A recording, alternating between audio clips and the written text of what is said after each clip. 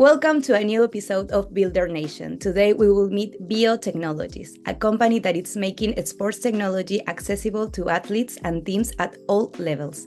Their latest innovation, the Veo Cam 3, captures and streams games with professional level quality, automatically following the action on the field. Veo's platform provides comprehensive tools for game analysis and performance improvement, enable teams to share highlights, connect with fans, and optimize strategies with ease.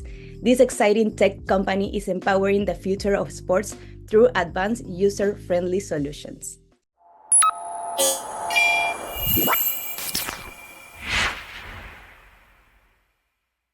Today we are joined by Henrik Teisbæk, CEO and co-founder at Veo Technologies. Welcome, Henrik. Thanks for joining us today.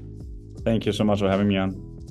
Okay, well, to begin with this interview, I saw that you were co-founder of another 6 startups. I took a look of some of them, and they were like blog websites, activities, etc. Totally different of what you are doing now. So I want to know how you jumped from those companies to Veo Technologies. Well, I mean, I'm originally an engineer, and I think I've always had a goal and ambition around building a company. So already during my studies, I started toying around with different ideas, and ultimately founded some companies. Some are still existing. A big ticket company, event company. Yeah, I saw that one. Yeah, and a big advertising platform for influencers, and also some other companies that crashed. So got a lot of learnings around how to start companies, how to raise capital, what to do and what not to do. So got some good experiences. The first 5-10 years as an entrepreneur, and then 9 years ago, I was in a phase of transitioning out of one startup, and then I founded Veo. And happy to tell some more about. Yeah, I hear the story how Veo started with Kelt, that he felt so bad because he was not able to arrive to a match for his son. So I know about it, but if you tell us more for the people that probably doesn't know the story.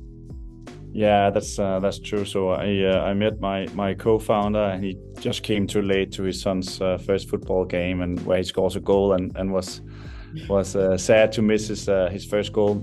I'm a football player myself, in the lowest league in Denmark, and I don't score that many goals, but I had also scored a great goal, but nobody believed me because I never score goal. So we were both talking about how come nobody's filming grassroots youth games.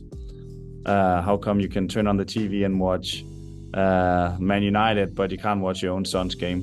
And it turns out when we start looking around that it was like less than 1% of all sport was actually being captured, because nobody could afford having a big TV crew coming out with cameras and scaffolds and all that.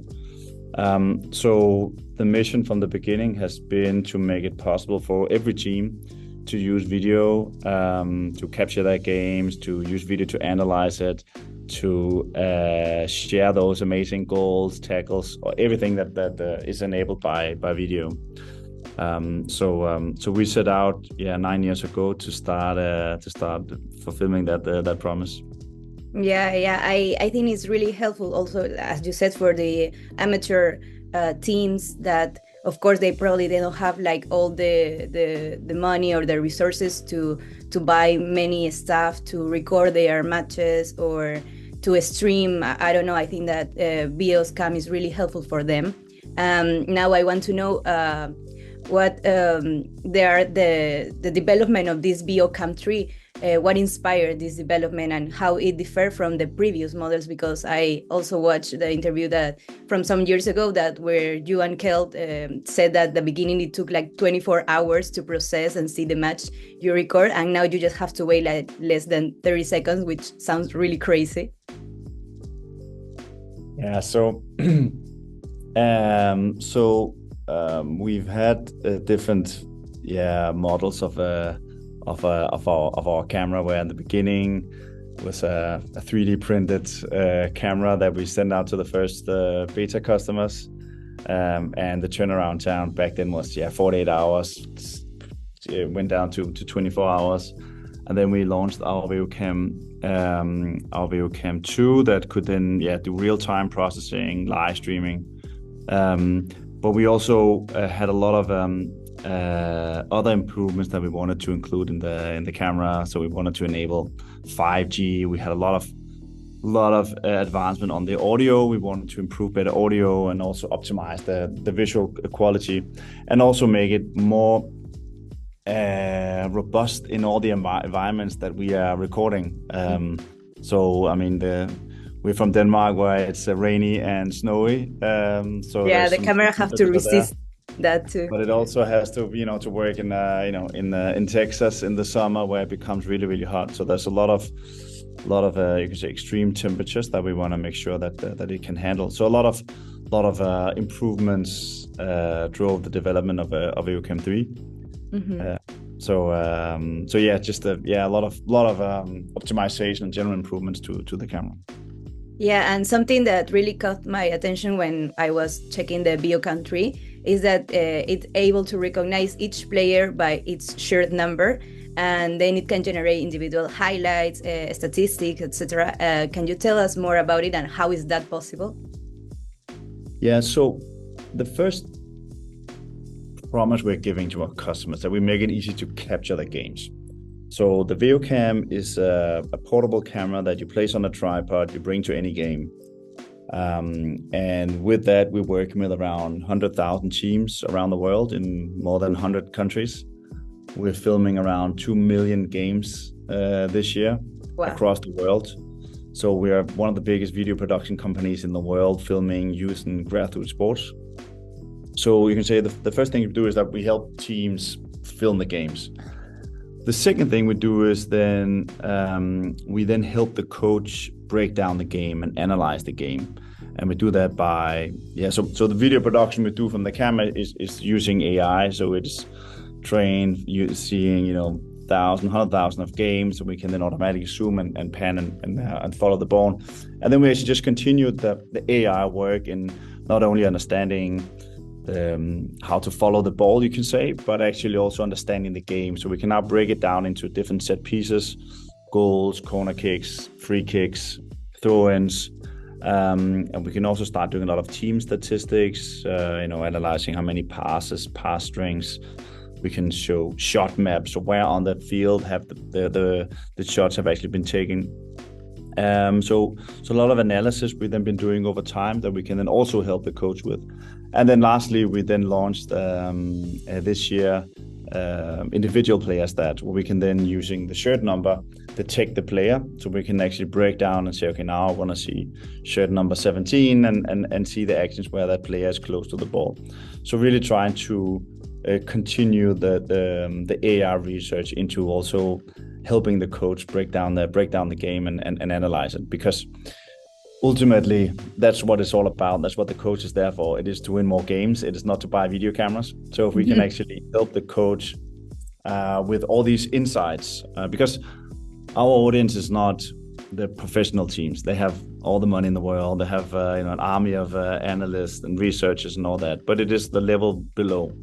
It is amateur coaches. It is the parent that coaches their son's team. A lot of really enthusiastic, really talented coaches around the world, but that doesn't have infinite resources and often doesn't have so much time. Maybe they have a full-time job besides also coaching. So for them, spending 3 hours breaking down a game, that's a lot of time. And if we can help the coach do that for them, then we make their job easier. By individualizing these stats, is that one user is the coach. That's our primary user on our platform. But obviously, it's all about the player. I mean, the sport is the player. So it's also great that we can now actually make the product more fun for the players, so they can now start getting their individual stats, and also for the parents around the team who are very interested in following the game. They can live stream it, and they can also watch the sons or daughters' best situations on the field. So by kind of taking the game from a full game and breaking it down into moments and data, we can create even more value of the same footage that we're filming. Yeah, of course, and also because the coach is always on the side of the field, so of course he's able to see like the full game, but not the specific details. So I think that that's helpful too for them to see everything. I don't know, it's normal that one person is not able to see every detail for every player. So I think that is really helpful also for the analytics that it has and everything. Yeah. And well, as we were talking that it helps the amateur players, the amateur teams, is that they have the possibility also to be seen by the scouts from big teams around the world, because the scouts just need to access to the cloud, to the data, and they have everything there to select one player. So do you think about this when you started the company, like all the pros Veo Cam will have? No, I mean, I think from the beginning it has been capturing. That has been the primary focus. It still is the primary focus, making that easy and affordable and accessible. And then focusing on the different core users around the team, so the coach and the players and the parents, and that there's then so many other elements in sport, which is scouting and recruitment, which is a big thing, and certainly also in the US, where there's a big college, high school recruitment space. So that's definitely also a big industry. Yeah, I think that is really crazy how like probably for someone that is like a simple footage of something will help to find a player from the other side of the world. Like it's really crazy. Yeah, we have many examples of that. Can you tell us one of them, maybe?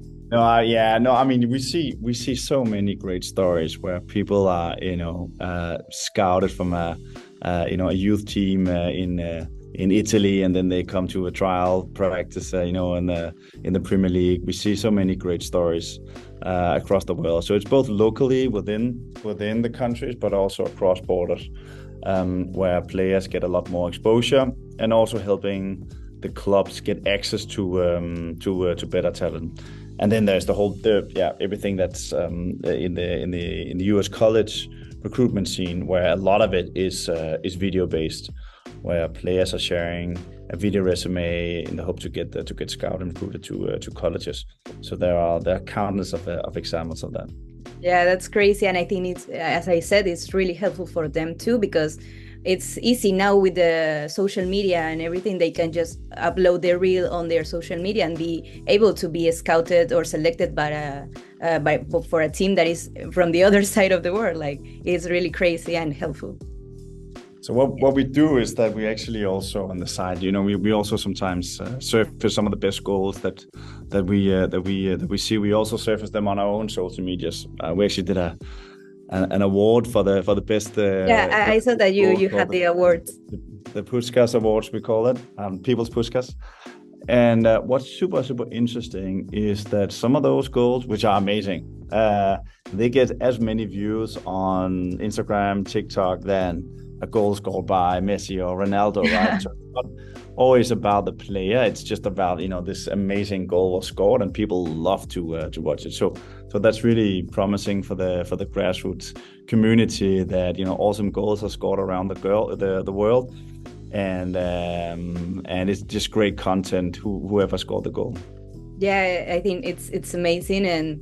And well, I also see that the Veo's live, it's able to stream their events in real time across multiple platforms. So you can stream on YouTube, Facebook, Twitch. How it does work?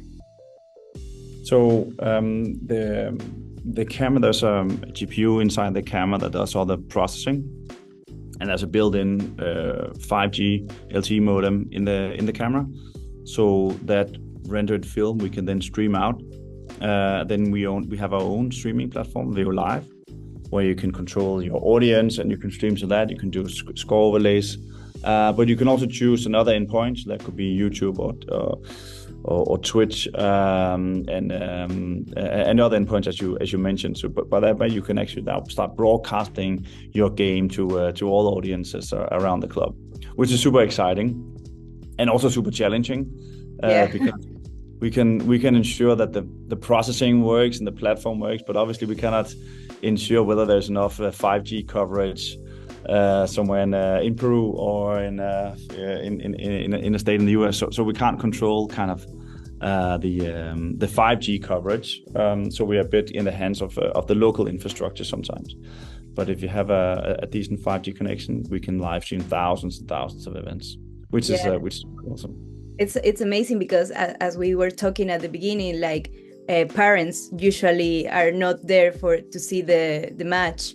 So I think that for them will be really helpful just to enter on YouTube, Twitch, or Facebook, whatever, and see the match. Or for people that probably are family or they are like real fans of the team and they are not there to see the match, it's so easy to just enter to any platforms and watch it. And because we saw we watched at the World Cup, the Olympics, we watch many sports all the time, the whole day, and it's crazy that you can be able to see your family's match, your son or your daughter, your cousin, your uncle, I don't know, like it's crazy that we are not able to see that and we are able to see something that is really far from us. No, it's and especially in the US you have many travel teams that travel around to tournaments and games, all the away games. Then it's a massive value proposition to the family, so they can continue following their daughter's son's game. So it's often very around the family. That's a big audience, and then you have also bigger teams and clubs where they can use that to engage their community. And many clubs also use as a revenue stream where they can put ads and banners on the stream, so they can also monetize the live stream for the biggest team. So they also see an opportunity there. Yeah, that's totally true. And also I checked that Veo works with many professional teams like the Inter Miami NBA Academy. But how has the feedback from those professional teams and the amateur ones too shape the features and improvements in the Veo Cam tree? So we work with nearly all Premier League teams and MLS teams and a lot of professional clubs, but it's always the academy side of a club. So it's not the first team that plays in the Premier League, but it's the academy, for instance, that we work with. The same in the MLS. So it's on the academy side. And in that sense, the need is actually the same as in a grassroots team. It is how can we make it easy to film our games when we don't have a TV broadcasting crew coming out and filming it for them. So you can say the camera development and the quality and the features is the same regardless of team. When then comes to analytics and the breakdown and that side, so there is always some more requirements when they come to the professional clubs. But from a capturing perspective, it's the same. So we are super proud that some of the best teams in the world use our technology. It really shows the quality of what we do. But our mission and what we work for is to make it possible for every team in the world to use our product. So we learn from the best, and then we give it to everyone else. Yeah, I think it's really really good, as we said, like the amateur teams they don't have usually the resources to have that. So I think that it's really helpful for them to be able to have this Veo Cam to help their improvement, their game, help the coach and the players too. And we were talking about the features that the Veo Cam tree has and how was the first prototypes. But I want to know, what challenge did you face, you and your team, while you were developing the Veo Cam tree, and how did you overcome them? So developing hardware products is always comes with a lot of challenges, because you have the hardware and software side that needs to play well together. When you do try to make things run faster, it's a lot of firmware development, a lot of AI. There's a lot of things that need to tie together when you're switching to new technologies. And sometimes it's first when everything is simple that you start all all the challenges starts popping up. So there's the hardware, firmware integration, making that work. And then at the same time, you've got then all the mechanics, all the thermodynamics, all the heat dissipation, all the sound, all that as well, that also comes into play. And you kind of run 3, 4, 5 parallel tracks that somehow need to come together at the end. And that always comes with the challenges. And then after that, you also need to ensure that you can scale it. So you can scale the sourcing and the production and ramping that up, ensuring a high level of quality. So there's always a lot of challenges coming with designing and developing hardware products, but it's super exciting when everything comes together and we see how it really benefits the sport communities out there. Yeah, and also you have a really good team to go through this, to have these amazing products. So I think that of course it's challenging, but at the end it's really like worth it. All the journey, all the nights without sleeping, all the stressful moments, because of course it's really hard. I know about it. So yeah, I think that it's really important to have a really good team with you too. Absolutely, makes all the difference. Yeah, for sure. And continue talking about the challenge. I want to talk about in today's business. What are the most significant challenges that you have during the procurement process, and what strategies do you use to ensure your supply chains remain resilient? So we have different strategies to ensure our sourcing strengths. It becomes a bit detailed, but we have different ways that we ensure that we have good relationship with our suppliers and a strong pipeline on that side, and also ensure a lot of testing. And a lot of it comes down to planning, that you plan well ahead and secure the inventory from your suppliers. I mean, 2, 3, 4 years ago with the semiconductor crisis, it was a whole other game. It was super challenging, and back then we really decided to redesign everything, so we didn't depend on a few suppliers, but have some very strong, credible suppliers designing supplying us with the components. And then we've always had a strategy to have a lot of competence in-house. So we have obviously all our firmware teams, software teams in-house, but also all electronics development we do in-house, all mechanical development we do in-house. We also have our own supply chain and also production line in-house. So we have more or less the whole stack in-house, which gives a lot of agility and a lot of quality assessment, that we can control everything in-house. So in that sense, we try to really protect the supply chain and the quality. It always comes with other scaling challenges, but having everything under the same roof has given us a lot of benefits. Certainly navigating through all the semiconductor challenges that's been the recent years. Yeah, I think it's true. I think that you have challenged developing the product, and also you have challenged, of course, in this procurement process, all the business that is involved too in that. So yeah, jumping again with the Veo's Cam technology, what impact do you see that this is going to have in the future of sports broadcasting and analysis?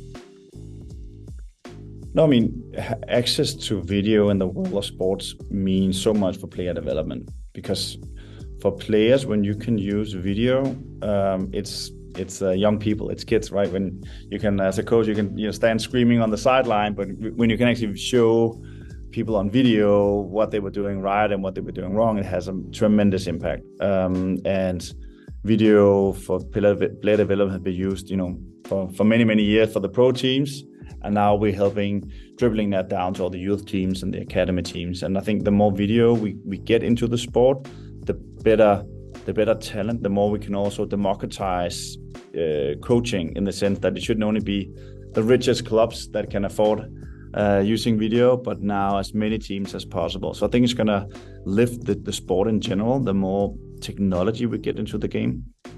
and thereby somehow leveling the playing field. So every team can use technology, every team can level up their players, just like the pro teams can. So I think it will have a massive impact to the world of sport. And also, I also hope that we can also put a lot of focus on the sport. I think we need more and more people around the world to actually participate in sport.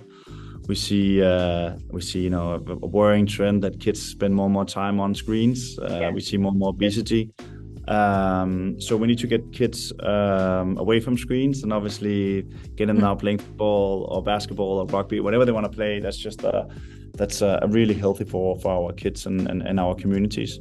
So by when suddenly that they can say that, see their friend from school scoring a great goal and they celebrate it like, the pro teams would, but when they can see that, then suddenly there's like this super interest of, hey, I also want to play football. So the more interest we can get around youth sport, the better I think the world can become. So just getting more technology and video out there will definitely help on that.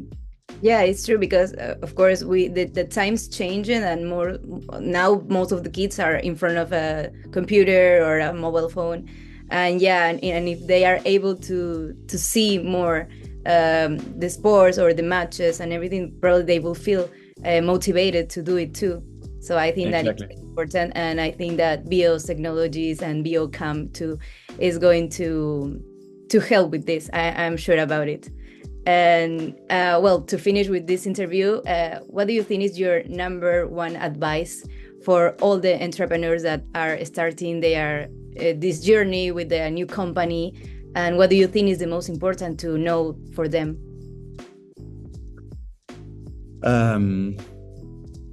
When it comes to scaling hardware and deep tech technology, it's a lot around the people.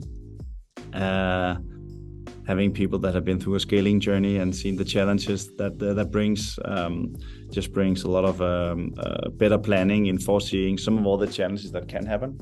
So ensure to surround you with people that have tried similar journeys before. That's some of the best advices. And then when you hear from others that the hardware is hard, and you hear from investors that it is that is difficult, then listen to them, but don't stop the project, because it's super important that you continue to do what you do, because if you want to solve the world's problem, we need more hardware cool startups in the world.